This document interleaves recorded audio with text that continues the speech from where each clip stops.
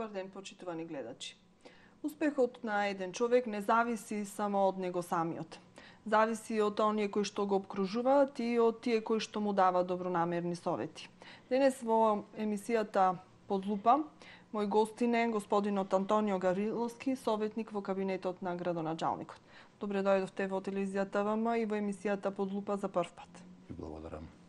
Како што реков, советник во кабинетот на градоначалникот, за жал, сега веќе на покојниот градоначалник Јован Стојановски, вие бевте негов тесен соработник и од тука всушност и започна вашата, да ја наречам, кариера во локалната самоуправа, со доаѓањето за градоначалник и со започнувањето на неговиот мандат.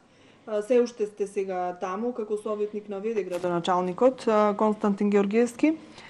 И многу работи се случија за овој краток период. Првенствено ме интересира, вие бевте директор на подружницата на Стопанска банка овде во Охрид. Што беше мотивот, да го напуштите тоа работно место и да се зафатите со ова работа? Не е ни малку, ни благодарна, ниту лесна, а може би благородна. Може би тоа ви беше и мотивот. Видите, после 29 години поминати на една работа, значи 29 години работа во банкарскиот сектор, на многу работни места, почнувајќи од најниските работни места, па до директор на филијала во повеќе градови, не само во Охрид, на крај бев на филијалите во Охрид. Во разговор, значи покојниот градоначалник, кој исклучително го ценам и за него можам да кажам све неубаво, направи таков предизвик за мене, што просто не можев да го одбијам. Ми беше задоволство што долги години го познав како пријател, меѓутоа уште пред да се кандидира како градоначалник ме повика на разговор и интензивно разговаравме и ми ги изложи своите идеи, ставови, своите визии за Охрид, од што бев воодушевен и сметав дека Охрид заслужува и да се исполни неговата визија, бидејќи и јас се пронајдов во таа визија. Без ни малку размислување прифатив таа визија и во ниеден момент не се имам покајано што прифатив, иако е тешко, иако е одговорно, иако беше многу напорно и се уште е напорно, меѓутоа во ниеден момент не се каам што прифатив таа работа заради тоа што следам една визија на еден голем човек за нов Охрид со поинаков изглед, со поинакви принципи на управување и кој ќе доведе до благосостојба на сите охриѓани, долгорочна благосостојба. Вашиот целокупен професионален живот досега бил исполнет со бројки, значи со конкретни нешта и мислам дека и затоа и се зафативте да бидете советник на градоначалникот, бидејќи општината знаеме дека 20 и повеќе години наназад се наоѓа во една незавидна финансиска состојба со еден долг кој што се акумулираше годините наназад, да не ги споменувам тука и каматите, блокирана жиросметка уште од 1998 година и многу пати, еве јас овде во ова емисија во ова студио, со многу градоначалници сум разговарала на таа тема и сум го поставила прашањето колкав е долгот на општината.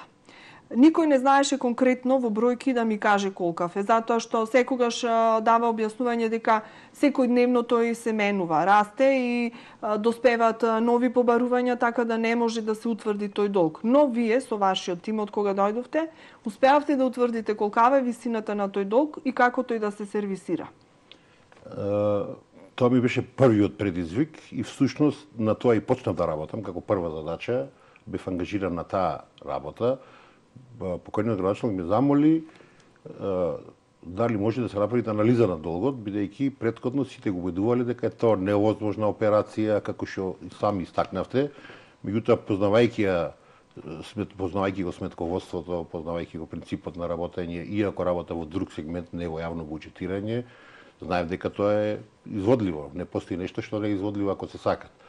Така да, првиот мој ангажман го почнав 10 денови по назначувањето на Јован Стојановски за градоначалник и во соработка со целиот сектор за финансии, со целата екипа, иако и тие на почетокот беа скептични дека тоа е преголем залог и дека е преголем проект, ние успеавме за многу брзо време да го утврдиме.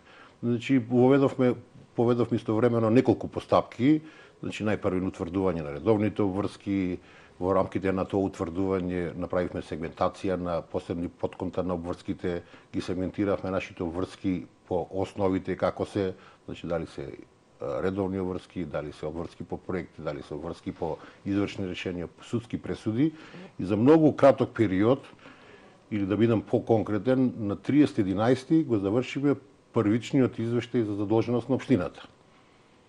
И тогаш го утврдивме долгот на општината, иако порано се шпекулираше, вие како долгогодишни новинари сте сведоци дека сите претходни шпекулираат дека општината должи 50 милиони, должи 30 милиони, 40, го намали, се зголемил, меѓутоа... Кога видовте конкретни бројки, дали тие бројки ги надмина вашите очекувања во негативна или пак може би позитивно се изненадивте, очекувавте дека уште повеќе задолжена општината? Видите, општината е многу задолжена, сериозно задолжена општина и таа е најзадолжената општина во Република Македонија.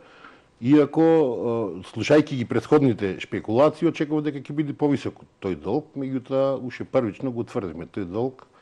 И колку изнесува, еве конечно да слушнеме една бројка, колку изнесува долгот на општината? Па видите, значи ние континуирано го правевме тој процес на анализа, значи тоа не е еднократен процес на анализа на задолженоста, значи како што напоменав, првата анализа се направи со 30.11, па одма потоа преминавме кон анализа со 30.12.2017, па направивме со 31.5.2018 и накрај последната анализа е со 39.2018 година. Значи, првичната анализа покажа дека општината е задолжена со 1.573 милиони денари, или во превод нешто повеќе од 25 милиони евра. А се спомнува околу 50 милиони евра, значи околу 50. Да, така. Значи многу е битно што се влегува во овие. Значи влегуваат сите редовни обврски, сите обврски по судски пресуди, сите обврски по извршни. Значи паралелно водевме процес на симулации и проектирање на каматите по сите извршни решенија, бидејќи извршните решенија влечат и камати, и тоа континуирано го правевме, рекол до сега 4 пати го направивме. Петиот пат е со 31.12.2018 правевме симулација на каматите. Оно што одма се забележа дека општина Охрид плаќа енормни камати, секојдневни камати, кои тогаш ги стакнуваше покојниот градоначелник Јован Стојановски дека изнесуваат од 3 до 5.000 евра на дневно ниво, што е надвор од нелогично и неразбирливо, и затоа почнавме да правиме симулации да бараме излезна стратегија. За жал, заради долгогодишната лоша финансиска состојба, многу е тешко да обезбедите кредити, иако се носиме со идеи и побаравме заради тоа одма почнавме да бараме помоши од владата со цел да ги надминиме овие состојби. Сега еве владата со донесувањето на законот за, да речам, условно раздолжување на општините кои што се презадолжени, каде што влегува и општина Охрид, за жал сме на прво место по висината на долгот, даде одредени средства на секоја општина за покривање на долговите. Но дали тие средства ќе бидат доволни за нашата општина да ја одблокира својата сметка, која што веќе години наназад е блокирана? Значи, самиот закон, називот на законот е Закон за финансиска помош на единиците на локална самоуправа и единиците основани од единиците на локална самоуправа. Самиот закон го утврдува долгот согласно претходно воведениот систем за електронско евидентирање на обврските, и самиот закон децидно кажува дека владата ќе покрие 51% од обврските на општините, што значи дека овие средства се многу, за општина Охрид се 495 милиони денари, меѓутоа секако дека не се доволни за целосно разложување на општина Охрид. Тука сега еве ми падна на памет. Дали за да владата ви на општина Охрид, значи да и додели одредена сума на средства, беше потребно и неопходно претходно да се утврди колкава е висината на долгот? Точно, не само за општина Охрид, значи владата заради тоа и го воведе системот за електронско пријавување на обврски со цел да се утврдат обврски на сите општини. За жал, 80% од општините во Република Македонија имаат финансиски проблеми и најголем дел од нив работат со блокирана сметка. И преку тој систем, преку кој општините беа обврзани, меѓутоа тоа почна со пријавување во април 2018. Значи, ние процесот го почнавме во 2017 во 11 месец и самостојно почнавме да се справуваме преку еден друг проект. владата во април месец за прв пат ја воведе таа обврска за сите општини, тоа е систем за електронско прибавање на обврски, од кој систем пак произлегува за сите општини, па владата го донесе овој закон. Така. Споменав дека од 1998 година ни е блокирана сметката и кога разговаравме за да се подготвиме за разговорот во емисијата, ми кажавте дека првично била блокирана сметката поради огромниот долг на општината, кој што од државно бил пренесен на локално ниво со изградбата на колекторскиот систем, кој што беше еден капитален проект, па потоа уште еднаш со изградбата на СРЦ Билјанини извори и од тогаш наваму започнува ова приказна со блокирана сметка на општина Охрид и со акумулирање на долговите, значи не само долгот како главница, туку и на каматите кои што секојдневно пристигнуваат. Точно така, значи првично, како што споменавте, во 1998 година се донесени првите пресуди во врска со реализацијата на проектот на изградбата на колекторот, кој беше државен проект, значи огромен проект, бидејќи Охридското езеро има повисок значај, значи не е локално, нема само локално значење, туку и секако не само републичко во тоа време, туку и малку и пошироко и регионално значење. За да бидеме попрецизни, значи после пресудата 98 година блокадата по извршно решение се случи во 2001 година. Значи од 2001 година општина Охрид не функционира, значи има блокирана сметка и ги извршува само неопходните плаќања. Едно многу битно прашање кој никаде не го имате чуено, не е споменато, владата покреше го донесе закон за финансиска поддршка. Претходно донесе уште еден закон, бидејќи не е доволно да ви дадат пари да се разложите. По мене една од најдобрите потези што ги повлече владата е воведување на фискална одговорност и транспарентност.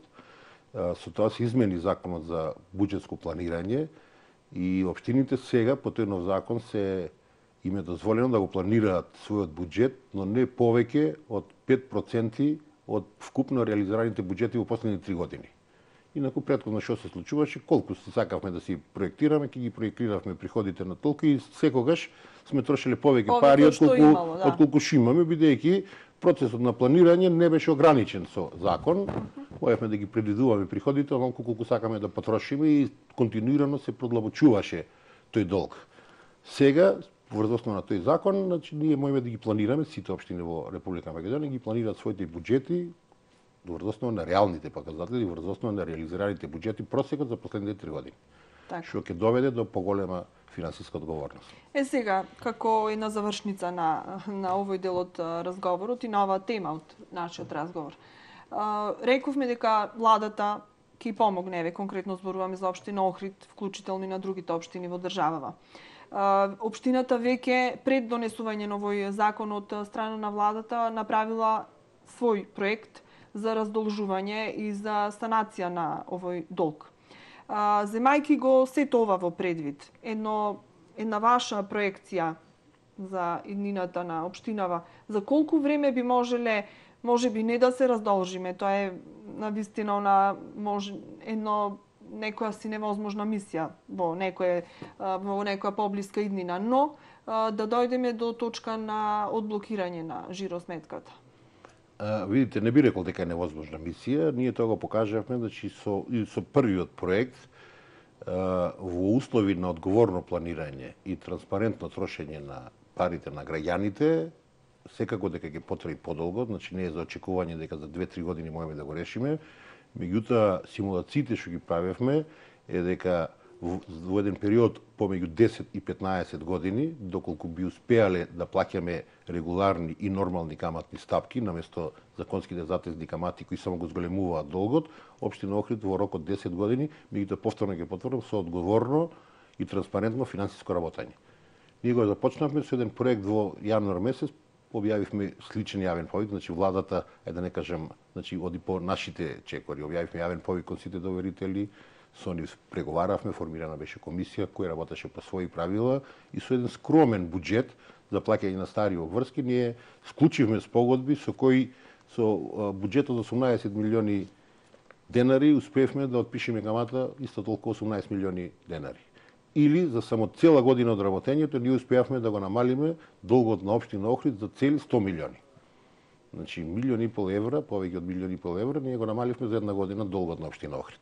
Значи со ова темпо ако се Со ова движите, темпо ако се движиме, земајќи во предвид дека веќе 8 милиони ќе ни намали државата, веќе 9 милиони решивме, потребни ни се уште десетина години со да ги измириме. Тука е многу битна соработката и со доверителите, многу е битно и доверителите да имаат реални очекувања и да имаат одговорен однос кон општината.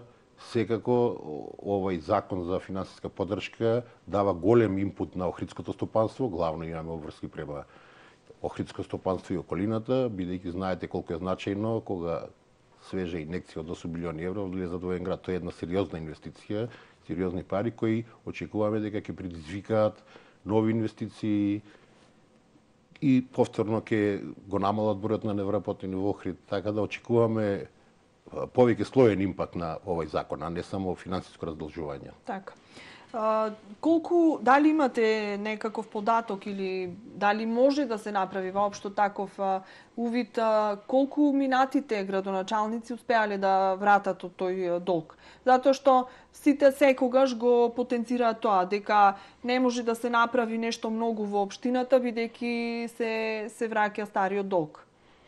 Се враќало ли нешто, мислам, колку конкретно, дали имате некаков податок? Јас од кога сум дојден во општината, значи не најдов некој податок кој сериозно укажуваат на тоа дека се правеле сериозни анализи и сериозно раздолжување, бидејќи состојбата, сметковоствената состојба покажуваше дека се водело на едно место, се книжело на едно конто, значи не постоеше сериозна организација, што значи дека предпоставам дека немале сериозни показатели. Употребувани се друг пристап, еден метод во кој се евидентирани обврските по склучени договори за јавни набавки, меѓутоа тоа не е сериозен пристап, зашто голем дел од тие договори не се реализираат во целост или воопшто не се реализираат, а се добиваат некој број и заради тоа предпоставам дека таа бројка што се шпекулираше беше многу повисока. Така. Значи, реалната состојба е тоа, рековте... Реалната состојба е екзактно, значи покажува состојбата дека со 39 е 1 милиарда 516 милиони денари, точно го знаеме бројот, значи имаме евиденција колку се по основ на редовни обврски, колку се судски решенија, колку се извршни решенија, колку е камата, така да ги имаме точна состојба и продолжуваме со таа евиденција. И дека од прилика за десетина години и со сериозно, повторно ќе речам, со сериозно и одговорно работење и со трошење на многу пари колку што влегуваат во буџетот, со тоа што одредена стапка секако мора да се издвои за старите обврски и убедени сме дека може да се стигне. Посебно доколку се постигне некој договор за намалување или бришење или заменување на каматите, законските затезни камати со нормални банкарски камати. Така. Али тоа ќе го постигнеме во оној момент кога ќе ги убедиме кредиторите дека сме сериозна општина, дека имаме и институционален капацитет и дека имаме и финансиска одговорност за да може да ни ги добарат своите пари. За сега во овие години и пол општина Охрид го докажува тоа. Како велат со банката никогаш не можеш да излезиш на ќар. Да, меѓутоа ситуацијата сега во банкарството се менува, значи знаете дека каматните стапки за среќа драстично се намалуваат, понудата на пари е голема, посебно понудата на странски пари, на европските пари. Така да ево да ви кажем, аранжманите со Светска банка за кредити краткорочни до 4 години е 0% камата. За долгорочни кредити кои ги сметат за долгорочни ги сметат кредити на 12 години 0,4 е камата. Значи, постои огромна понуда на пари, меѓутоа на вас останува да ги убедите дека транспарентно, одговорно и честно ќе ги вратите парите. Значи, тоа ми беше мислата, не само да очекуваме помош од некого, мислам, конкретно од владата или добро е, значи секоја помош е добре дојдена, но мора ние и сами да си создадеме услови за да добиеме дополнителни средства. Има, значи европските фондови нудат многу можности, но треба само да се знае како да се искористат тие пари, како да се изготви еден квалитетен, солиден проект со кој што ќе се аплицира и тие пари да бидат одобрени. Сега го споменавте КЕО-от, знам дека еден од најважните можеби проекти на градоначалникот Стојановски беше да се ревитализира, односно да се реконструира целосно градскиот кеј, затоа што впрочем тоа е и лицето на градот, нема кој што доаѓа во Охрид а не прошетал по кејот, и ние охриѓани ни е омилено место и катче за релаксација. Имаше разноразни изјави. Вие аплициравте со еден проект за одобрување на средства од Светска банка и последно имаше информација дека не ви е одобрен проектот, но вие ми кажавте нешто сосема поинаку, дека всушност таа постапка не е завршена, дека се уште се чека каков ќе биде крајниот епилог. Добро, значи малку ќе почнем пошироко, па ќе се вратиме на кеот. Она што ме импресионираше кај покојниот градоначалник Стојановски и она што продолжуваме да го работаме сега со вршителот на дложност господина Константин Георгиевски е што се занимаваме само со големи проблеми. Значи во тие големи проблеми го споменувам кеот, решавање на проблемот на намалување на загадување преку пренасочување на реката Сатеска, значи проблем кој постои од 1960 година. Решавање на проблемот со колекторскиот систем, ревитализација на колекторскиот систем. Решавање на проблемот студенчешко блато, евентуално решавање на проблемот на Марина, значи се зафативме со решавање на сериозни проблеми кои никој досега не сакаше, сите вика дека е прекомплицирано. Конкретно што се однесува до кеот, значи започнавме точно како што кажавте вие, бидејќи очекувавме континуирано Светска банка објавува јавни повици од програмата ЛРЦП, потикнување на локална конкурентност и посебно во областа на туризмот. Очекувавме дека ќе се појави таков проект и затоа пристапиме кон изработка на основен проект, сериозен основен проект со кој ќе се ревитализира и ќе се заштити кеот. За жал, кеот е во многу лоша состојба и тоа се покажува посебно во овие месеци март, април. Ние се надеваме дека годинава ќе немаме такви невремиња како што вообичаено имаме во овој период од годината, бидејќи долгогодишното уништување, долгогодишните вранови веќе го има толку подкопано кеот, што при секој мало поголемо невреме кеотот дозвола е шуплив и постои нарушена статика, можност за урушување и на крај крајава и кеот не одговара, а е еден од најпосетуваните места, не постои турист кој нема да прошета по кеот. Така да се зафатиме со сериозен проблем. Направен е основен проект, направена е негова ревизија, добијани се сите потребни согласности. Значи почнувајќи од конзерваторско одобрение, почнувајќи од водостопанска согласност, изработен е елаборат за заштита на животна средина, бидејќи очекуваме кредит или инвеститор да биде Светска банка, покрај елаборатот кој е законска обврска, направена е стратегија за заштита на животна средина во согласност не само со домашната легислатива, туку и во согласност со политиките на Светска банка и таа е, можете да видите, јавно достапна на веб страницата на општина Охрид. Кој го изготвуваше проектот? Проектот го изготвуваше нормално во процес на јавна тендерска постапка. Проектот го доби фирмата Астрекс од Скопје, која врз основа на направените геомеханички испитувања, кои беа сериозно спроведени и беше испитан кеот до длабочина од 12 метри. Значи целото тло на кеот се вршили испитување до 12 метри, до секој сантиметар од кеот е дефиниран каде има глина, каде е песок, како се менуваат тие слоеви и кој е најдоброто решение.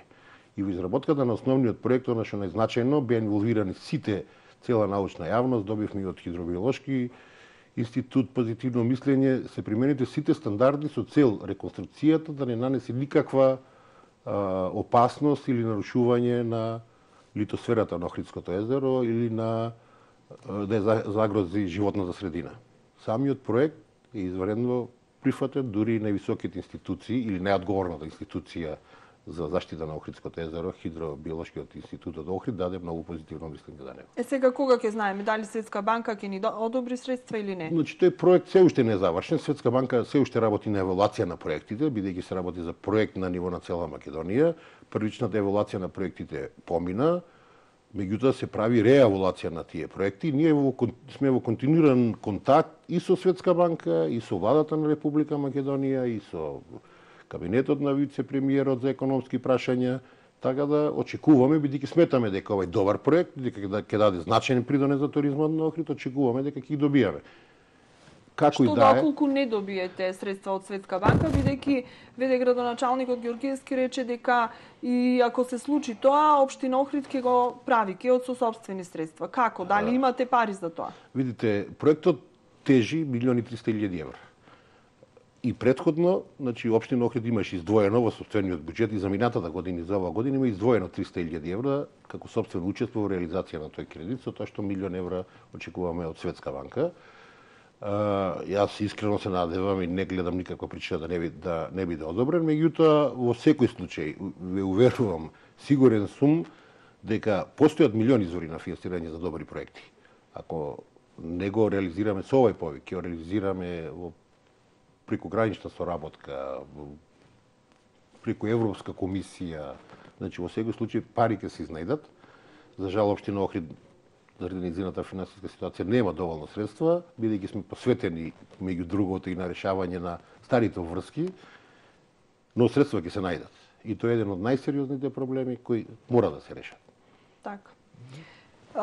Ово е капитален проект, рековме, сите постакуваме еден убаво уреден кеј, кој што нема, значи уредувањето нема да ја наруши автентичноста на градот и на она што значи старото градско јадро, но исто така многу значајно е и заштитата на Охридското езеро. Џабе ни е кејот убав уреден ако не се грижиме за заштитата на езерото, а најдобро ќе го заштитиме ако е во функција ставен 100% колекторскиот систем. Знаеме дека сега работи некаде со капацитет 20-30%. За среќа ете ветувањето од владата се реализира, го презеде под своји ингеренции, бидејќи беше голем трошок за МЈП Проаква и не можеше да се справи со сите оние финансиски товари кои што ги носеше одржувањето на самиот колекторски систем. Што ова ќе значи еве за градот? Едно растеретување и како ќе функционира ова ново предпријатие? Ошо за што сега го зборувате е уште посериозен проблем и уште посериозно решение. Кејате зрнце песок во споредба со овој проблем, кој е долгогодишен и кој за жал општина Охрид и општина Стругар нема капацитет самостојно да го решат. Баш заради тоа, и заради значењето на Охридското езеро, кој знаеме дека не е ресурс само за Охрид и за охриѓани и за Стружани, туку е ресурс не само за Македонија. Тој е најзначајниот резервар на питка вода во цела Европа. Баш заради тоа се пристапи кон решавање на овој проблем. Направена е за среќа една сериозно истражување, една сериозна студија која ја правеше јапонската агенција JICA, со која студија е толку сериозно направена што буквално секој сантиметар, секоја цевка од колекторскиот систем е снимен со роботи, утврдени се сите неправилности, значи воглавно се констатирани многу недостатоци од дислокација на споеви на цевки до навлегување на корења во цевките, до пропусност на материјалот на неквалитетни цевки, меѓутоа е многу значено што точно се знае каде што е, кои илоцирани се најголемите недостатоци на неколку подрачја се наоѓаат. Многу сум среќен што владата сериозно за прв пат се зафати со решавање на овој проблем. Општина Охрид и општина Струга го усвоја планот за поделба на меѓуопштинското јавно предпријатие. Владата формира ново јавно предпријатие колекторски систем, со што ги презеде сите обврски на ови наши предпријатија и верувам дека владата со својот и стручен капацитет, се разбира и финансиски капацитет, дека ќе даде многу повеќе од колку што ние можевме самостално да направиме. Само да најавам, значи за оваа година предвидени се од владата околу 200 милиони денари сериозни инвестиции во ревитализација на колекторскиот систем. Се разбира дека тоа не е доволно, дека се потребни многу повеќе пари за да имаме многу подобар и поефикасен колекторски систем, меѓутоа зборуваме за 200 милиони денари кои владата ги обеќа дека ќе инвестират. И кога би се започнал конкретно со некакви активности на терен? Видите, ние сме во предизборен период. Во овој период не се започнува, ние сме се согласувам со вас. Јас бев убеден дека и веќе ќе започнеме со реализација, меѓутоа знаете, согласно законот за Значи ќе чекаме ќе треба да почекаме за да почнеме со сериозни владата да започне со сериозни инвестиции и активности, се ставени во буџет, ќе се ревитализираат, можам и да најавам кои се главните проблематични точки, тоа е опфатот од Грашница до Подмолје, кај што се забележени најголемите проблеми и да излезете да видите, ќе видите дека многу имаме излевање тука, имаме излевање во Охридското езеро, во потекот од Грашница до Подмолје, значи првим тој ќе се ревитализират. Постојат методи, значи нема да имат нарушување на природата, постојат методи, но без ископ, значи преку посебна техника која е веќе пременувана секаде во светот на постување или пластифицирање внатрешно на постојните цевки, така да воопшто нема да има ефект врз животната средина, ќе се добиете еден функционален, многу пофункционален колекторски систем. Така. И секако дека ќе се пристапи и кон мора да се и пречистителната станица во Враниште е во многу лоша состојба. На крај и тој е тој механизам кој ја пречистува сета вода и за тоа се предвидени средства. Така. Ние ќе почекаме за да започнат активностите за ревитализација на колекторскиот систем, а сега ќе треба и малку да почекаме за вториот дел на емисијата, следуваат реклами.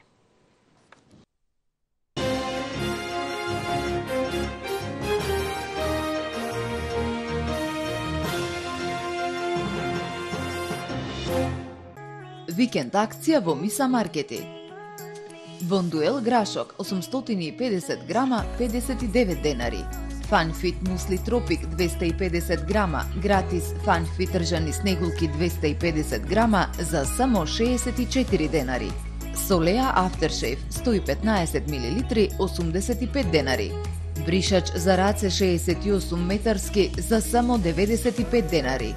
Дуел компакт 8 кг со гратис корпа за алишта 499 денари.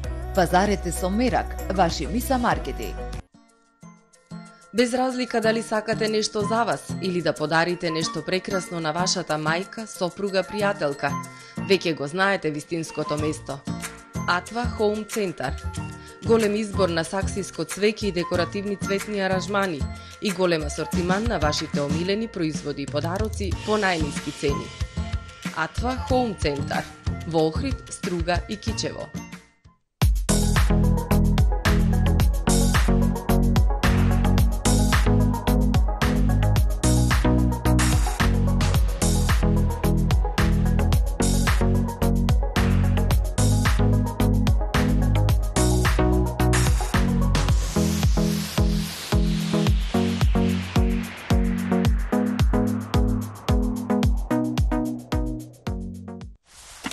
Ајде, Шарко, оди!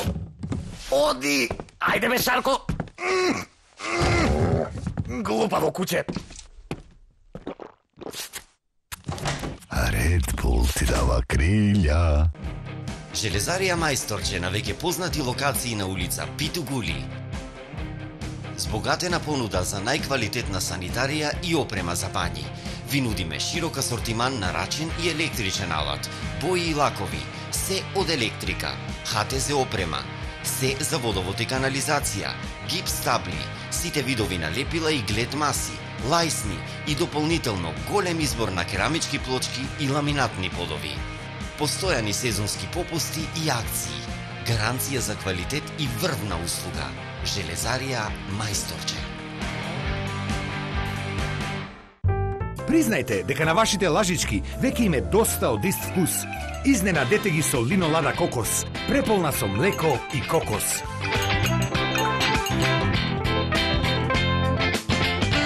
Линолада, намачкај ме сега. Кам, постојано ниски цени. Ребраст чипс 150 грама 35 денари. Свежите стенини 250 грама 53 денари. Риба филети 750 грама 145 денари. Вино 750 милилитри 89 денари. Кам, купувај мудро. Нарачајте го веднаш вашиот душек Fresh Prima и доживејте амоките на здравиот сон. Сега ќе добиете и одличен подарок – електрична подлога за масажа. Незината вредност е 5490 денари, но ваша ќе биде целосно бесплатно со секој купен душек Fresh Prima. Конечно ослободете се од секојдневниот стрес со нежна масажа и релаксирани потонете во вистински обновувачки сон. Ова е специјална ограничена понуда. Нарачајте веднаш.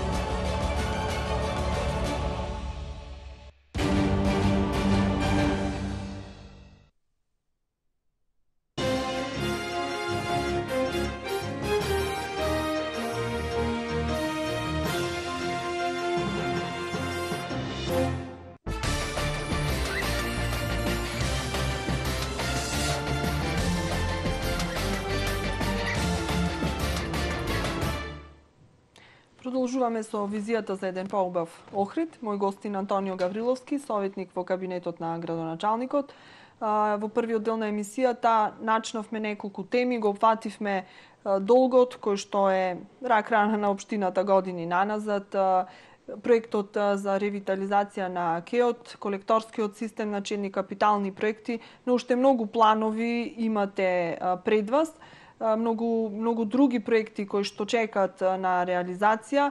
Еве само неколку ќе нафрлам, ќе набројам. Значи проектот за студенчишкото блато, за решавање на проблемот со реката Грашница, значи и Сатеска, да, значи што се провлекува веќе децении наназад, бидејќи еден од најголемите загадувачи на езерото. Изготвивте сообраќајна студија за прв пат, што значи и тоа е еден голем сериозен проект и уште многу планови. Ајде од каде да започнеме? Што Добро, значи како што напоменав, заради тоа го чувствуваме предизвикот и заради тоа верувам во подобро утре на Охрид, бидејќи за прв пат почнавме да решаваме сериозни проблеми кои не се решени. И еден од најстарите проблеми е проблемот со реката Сатеска, која во 60-тите години за потребите на изградбата на хидроцентралите Глобочица и Шпилје е пренасочена во Охридското езеро. Меѓутоа, само една декада после тоа, направената анализа покажува дека представува многу голем загадувач на Охридското езеро. Значи, само во 1970 година хрватски научници од цела бивша тогаш Југославија правеа анализа и утврдија дека реката Грашница на годишно ниво носит многу, најголем дел на тој суспендиран материјал до 129 тони месечно, дневно, 29% од вкупната количина на фосфор кој влегува во Охридското езеро потекнува од реката Грашница и е сериозен проблем. Од 1960 не е решен. Благодарение на визијата, повторно ќе кажам, и на големите аспирации, добронамерните желби, се зафативме, иако вика нерешливо е ова. Елем никогаш нема да ги дозволим. И се сме во фаза не само на проектирање, не сме само во фаза на изнароѓање на пари. Значи, некаде сме на половина на проектот. Морам да истакнам и да се пофалам дека имаме прекрасна соработка и да им се заблагодарам на нашите донатори, значи во соработка со UNDP, тогаш представувана од госпогата Луиза Витон, која сега се врати во Америка, меѓутоа остануваме, продолжуваме да соработуваме, значи започнавме првата фаза од реализација на овој проект со едни скромни $400,000 кои беа употребени за изработка на основни проекти, снимање на теренот, геодетски истражувања. За сега во мај месец ќе се одлучува за дополнителни €1.000.000, што значи за почеток со €1.400.000 почнуваме со реализација на тој проект. Проектот е всушност враќање на реката Сатеска во своето природно корито. За тоа веќе е направен хидродинамичниот модел, направени се сите истражувања на теренот, ќе почне за скоро време расчистување на старото корито и ќе се направи и ќе се изгради нова разделна единица, значи кај местото Волино постои меѓутоа е воочина состојба, ќе се изгради нова разделна градба, со тоа што ќе оставиме некој биолошки минимум, бидејќи имаме и земјоделци кои користат дел од таа вода на тој потек, меѓутоа најголемиот проблем со Затоска ќе го решиме. Секако дека и овие средства не се доволни, бидејќи за решавање на овој проблем и нанесувањето на суспендираниот материјал одиме и понатак. Во третата фаза ќе го решаваме пошумувањето по целото сливно подрачје на Охридското езеро со цел што помалку материи да влегуваат во Охридското езеро, така да продолжуваме ова ќе долгогодишен процес, меѓутоа очекуваме за брзо време да видиме реката Сатеска во Старото корито.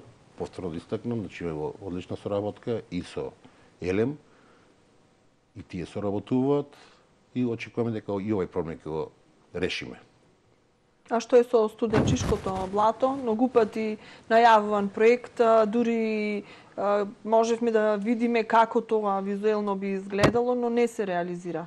Видите, за биде студенчишкото блато изработена е една интегрирана студија за состојбата со остатокот на студенчишко блато. Таа студија е изработена во 2012 година. Меѓутоа, бидејќи сега постојат нови правилници за изработка на студии, општина Охрид првата година се обидуваше да најде средства за изработка на таа студија, не беше ветувано и од Министерството за животна средина. Меѓутоа, сваќајќи го сериозно проблемот, општина Охрид самостојно во својот буџет стави доволно средства, распиша тендер и веќе избрана компанија која веќе отпочна со работа на новата студија, значи ќе правиме од почеток нова студија согласно новиот правилник за изработка на студии. И за брзо време, до крајот на годинава, ќе добиеме нова студија за состојбата со студенчишкото блато, која ќе даде одговори на многу прашања. Значи, колкаво е студенчишкото блато, кои се настанатите промени од 2012 до сега, секако дека има настанато промени, и кои се потребните мерки и што треба да преземеме со цел да го задржиме. Но да расчистиме, нема таму некакви урбанистички решенија? Да има. Видите, за жал, постоеше една туристичка во минатата влада, усвои една туристичка развојна зона, баш на тој потек, за која туристичка развојна зона се крена буквално целата експертска јавност, невладините организации. Сега веќе тоа се е укинато, сега е се тоа минато и точно ова нова студија ќе ги даде одговорите за состојбата, ќе се формираат, ќе се мапира блатото, ќе се одредат зоните на строга заштита, значи постојат три типови на зони, зона на строга заштита, зона на активно управување, значи ќе се дефинираат точно, ќе се лоцираат каде се, дали ќе се 69 хектари строга заштита, дали ќе се 70. Оно што е битно дека општина Охрид соработува на овој проект, свесна е за постоењето, соработува со невладините организации. Тука морам да истакнам дека во соработка со Охрид СОС, кој изработи една студија за не само за ревалоризација, туку и за туристичка валоризација на студенчишкото блато како дел од Охридската туристичка понуда. И таа е значајна студија, бидејќи тоа блатото треба да представува уште еден сегмент на и онака богатата туристичка понуда која содржи Охрид. Така да и во уште еден значаен момент во врска со студенчишкото блато, во мај 2018 година во Охрид се одржа една голема конференција на која присуствува 45 научници од целиот свет, тоа се стручњаци за блатни подрачја, и тука се усвои декларацијата за заштита на екосистемот, усвои една декларација за заштита на екосистемот на Охридското езеро, и од тога произлезе номинацијата на езерскиот систем на Охридското езеро како блатен систем од меѓународна важност согласно Рамсарската конвенција. И тој процес тече и очекуваме дека ќе се номинира и ќе влезиме под условите на Рамсарската конвенција како еден дел, повторно ќе кажам, како дел од системот со меѓународна важност. Така.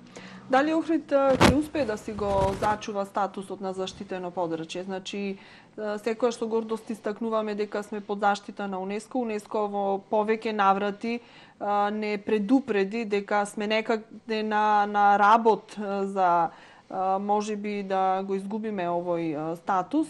Даде и некои препораки кои што треба да се испочитуваат доколку сакаме да останеме под заштита на ова меѓународна организација.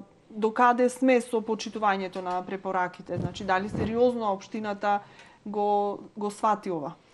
Видите, предупредување да го наречам. Точно така, значи како последица на реактивната мониторинг мисија која беше реализирана во април 2017 година, на 41-та сесија на УНЕСКО во Краков се донесе одлука на Комитетот за светско наследство и таа одлука содржеше 19 препораки.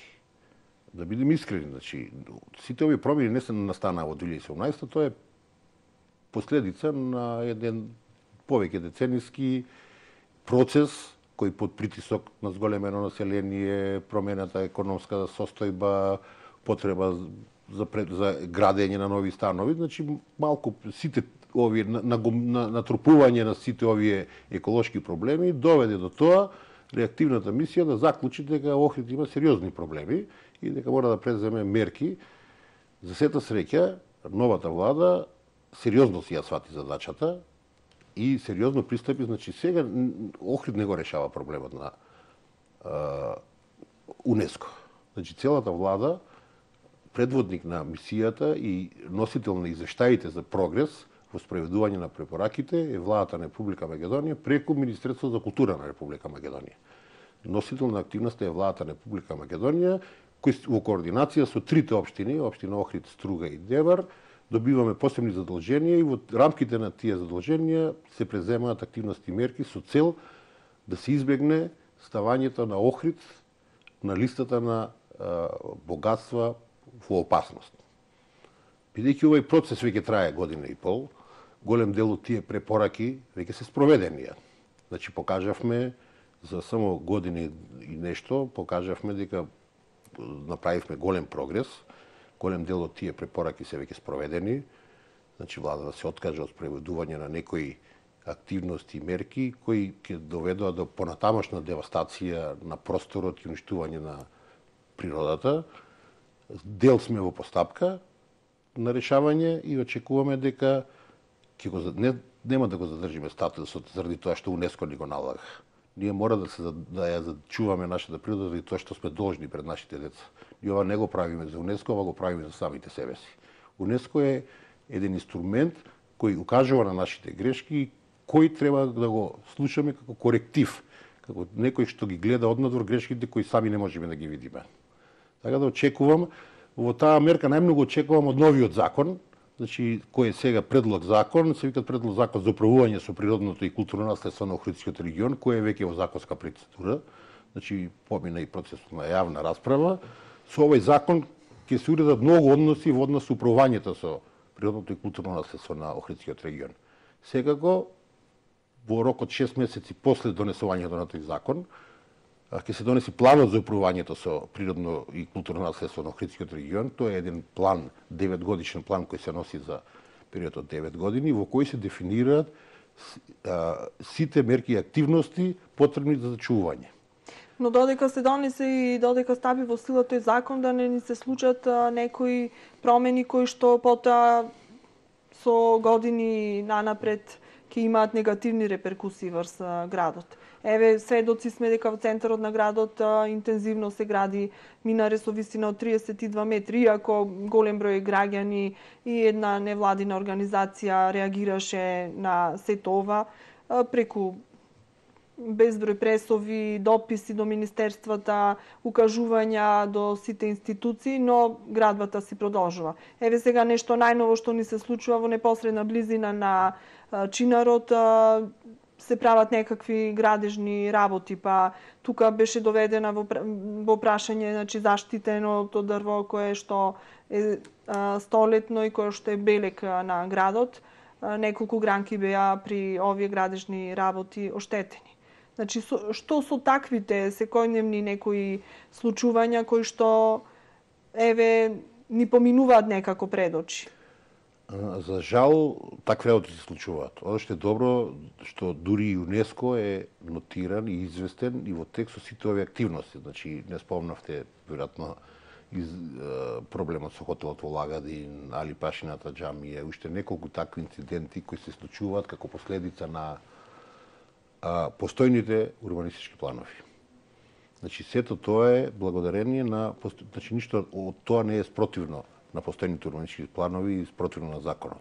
Тоа беше едно од првите работи кои го нотиравме и кои го забележавме и кои се обидуваме да го решиме. Значи Охрид заслужува да има урбанистички планови кои согласно законот за просторно урбанистичко планирање ќе се остварат сите постулати на тој закон. Значи кои ќе овозможат подобар, поквалитетен живот, кои ќе овозможат одржлив развој на градот, кои ќе овозможат заштита на животната средина.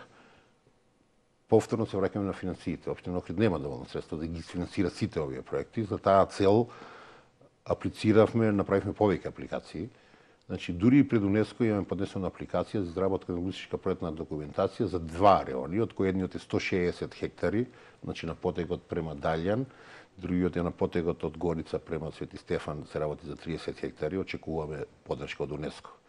Аплициравме во Министерството за просторно планирање, значи истото за изработка на урбанистички планови за заштитеното градско јадро. Со цел да решиме Охрид не е само Охрид, мораме да имаме во вид дека се работи и за селата, а посебно за селата кои се наоѓаат на крај врешето на Охридското езеро, значи Љубаништа, Дрпејца, Пештани, Елшани. Тоа најбрзо очекувам дека ќе го решиме. Значи имаме апликација во Бирото за финансиска поддршка и равномерен развој за изработка на урбанистичка планска документација за сите села во Охрид. Значи поднесена е апликација со која мислам дека за многу кратко време ќе биде одобрена апликацијата и ќе добиеме средства за изработка на урбанистичка планска документација за 16 села и општи акти за села уште за 4 села. Со тоа ги покриваме сите рурални населби и ќе добиваме квалитетни урбанистички планови. Ни останува само уште Охрид да го решиме.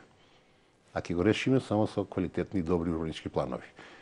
Во рамките на овој закон што го споменав, значи постои, се формира сега совет.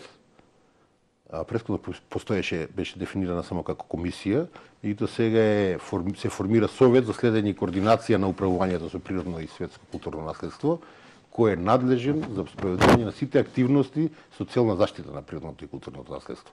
Тој ќе е совет составен од 14 членови, кој ќе се потпира на изработениот план за управување со ова наследство и очекуваме во рамките на изработката на тој план ќе се дефинираат и зоните и ќе се мапираат и ќе се одредат режимите на заштита и тоа ќе биде, верувајте, многу полесно.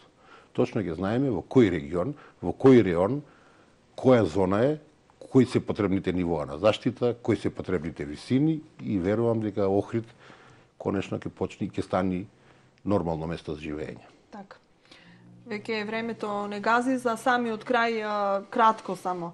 Дали конечно ќе добиеме долго најавуваната сообраќајна студија и да се реши сообраќајниот метеж во градот? Годинава, минатово лето, имавме еден обид, помалку успешен или не. На некои места се покажа некои недостатоци, на некои функционираат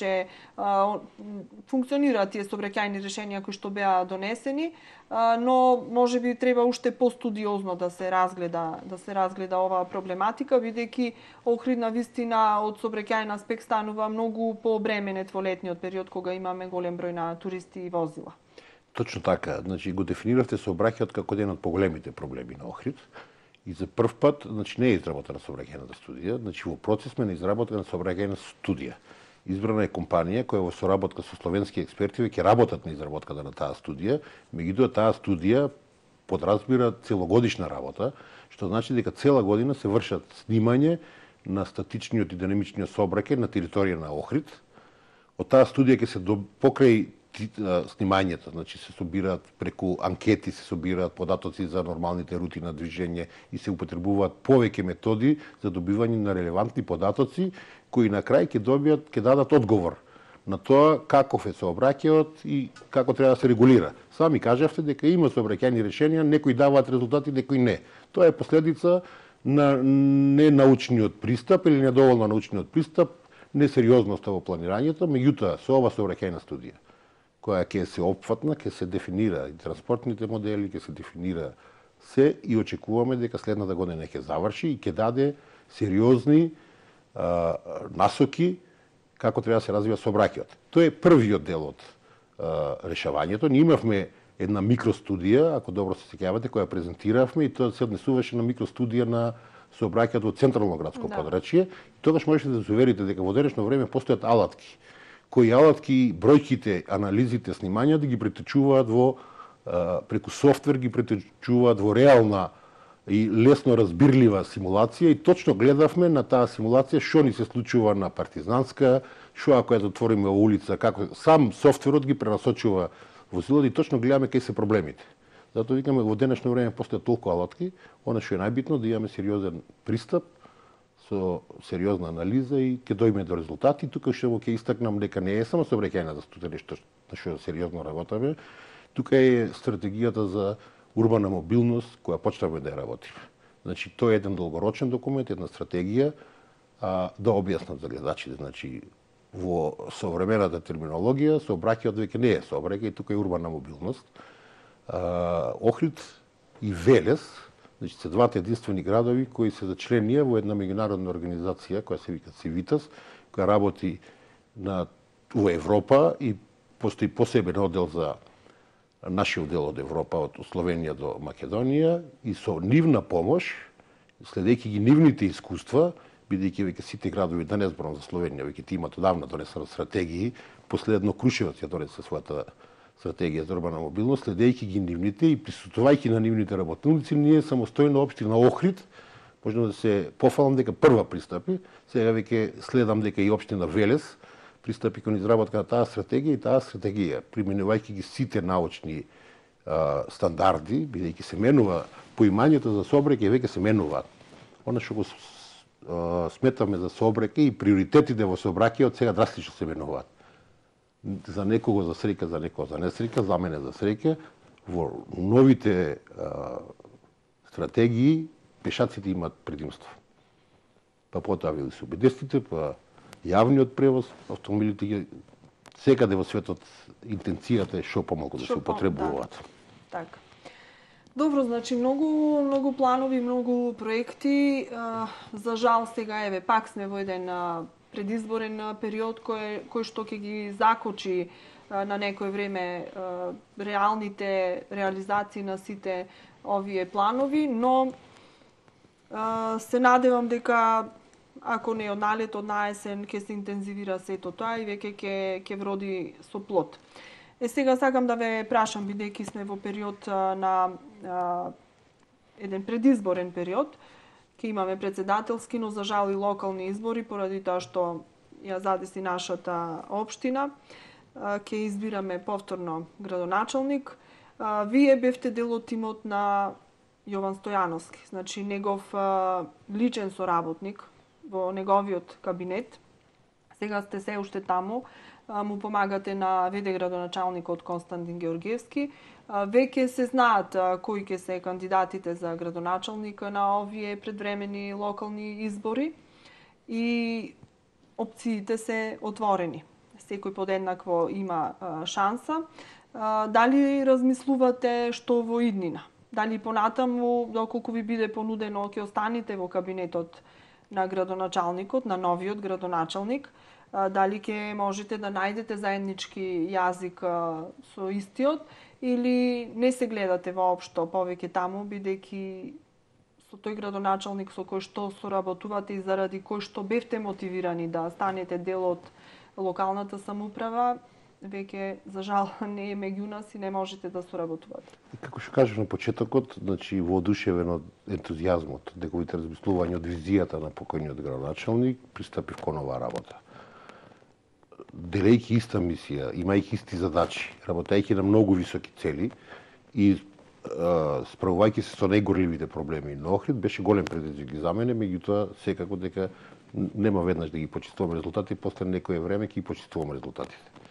Оно што е нормално во животот, дека секој успех не се постигнува самостојно, дека е потребен тим за да се учествуват, и изворедно го ценам секој човек кој и секој идеен градоначалник ми препорачува да си состави тим од стручни луѓе, доверливи луѓе на кои може да се подпрети, луѓе со кои може лесно да се работуваат. За моја среќа, се уште со одлична соработка со вршителот на длъжност господинот Константин Георгиевски, кој повторно ќе кажам, за моја среќа ги дели истите идеали, ги има истите принципи на работа и затоа продолжувам да се работам со него. Што ќе биде во иднина никој не знаеме, како ќе се одвиват тука во работите, меѓутоа јас сум спремен и отворен за соработка со сите оние луѓе кои имаат ваква визија, како што дел од моја визијата денеска ја кажав, и кои се спремни да действуваат во оваа насока, секогаш сум спремен да помагам и да соработам. Дали се најдовте во оваа работа? Ова е многу захтевна работа, значи секако дека е тешка, секако дека е одговорна, секако дека меѓутоа е голем предизвик и што е потешок да достигнувате некој резултат, па тоа е поголемо задоволство за кога ќе го направите. Да се фативме со сатеска, сите викаат деве од 1960 не си бил роден кога е проблемот, па сега ти ќе го решиш ја. Меѓутоа ево се решават проблемот со касарната, се решават еден куп големи проблеми кои не се решени со деценија. Затоа викам што е потешка работата, тоа задоволството со постигнатите резултати е поголемо и се додека чувствувам среќа и задоволство и додека постигнуваме резултати, ќе се и секако здравје ако имаме и Ви рековте дека не ве интересира политика, дека секогаш сте биле надвор од политичките случувања, но ако си дел од локалната, посебно од оној врв во локалната, секако мора тука да има замешано прсти и политиката, а во политиката секогаш 2 и 2 не се 4, како што е тоа јасно и гласно во банкарството. Така. Дали тоа ви пречи? Секако дека ми пречи и сметам дека не треба да биде така.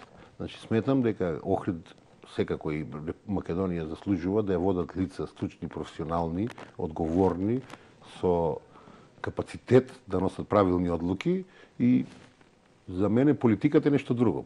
Политиката е само еден ден кога одиме на избори и кога избираме помеѓу две опции. Меѓутоа избираме помеѓу програми, избираме помеѓу ориентации и тоа треба да не биде водилка. За жал, 29 годишното постоење покажува дека се кај нас се сведува на партизација, на политизација и се надевам дека тоа за брзо ќе надминеме и дека најпосле ќе почнеме да работиме. Не се надевам, сигурен сум дека е крајно време да почнеме да работиме. Место да се занимаваме со политика, да почнеме да работиме. Верувајте, немаме друг избор.